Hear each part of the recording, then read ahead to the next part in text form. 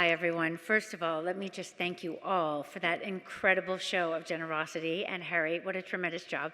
But also, it's just so incredibly meaningful that all of you would come tonight when the world is in such a turmoil and really stand up for something positive. And that's the fact that you can make a difference. And hope is so key, as we talked about earlier. And you're giving people hope. And the fact that you're here tonight is hopeful. And it's such an interesting combination of my two worlds in this room right now. Obviously, I'm part of this tremendous show that I'm not allowed to name right now. But I have enjoyed the incredibly posh and wonderful life of New York and my fictional life of New York, but also I have been involved for many, many years working with refugees and going around the world and seeing displaced people and people who really literally have nothing. To see you all here tonight, to see you giving so generously to those people, it warms my heart, you know. And part of it is because every time someone stands up tonight, I'm reminded of different places that I've been and different experiences that I've had through my work with the UN Refugee Agency.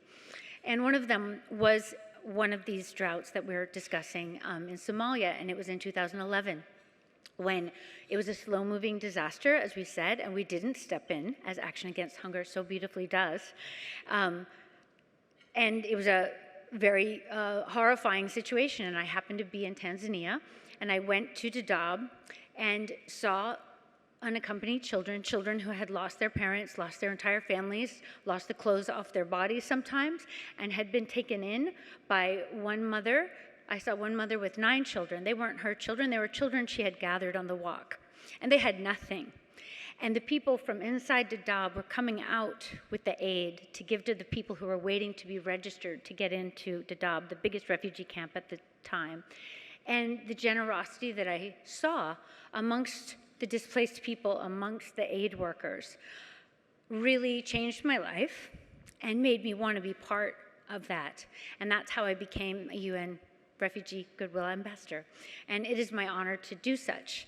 And every time I go, I am so inspired going to Rita's country, Uganda, and seeing the warmth with which the refugees are welcomed, seeing their land, seeing them being able to farm and have self-respect and provide for their families. There is nothing that is more rewarding than seeing that. And the fact that Action Against Hunger is so innovative and so committed to what they do and working so hard, which I think was clear from both Ray and Charles. You learned so many details. So many of these things are things that I have seen in person, and you cannot underestimate the effect that these small things to us have on these people's lives. So I want to thank everyone here. I want to thank Action Against Hunger. I want to thank Zane, because you know, there are many times I've been to these disasters and crises, and no one is reporting on them.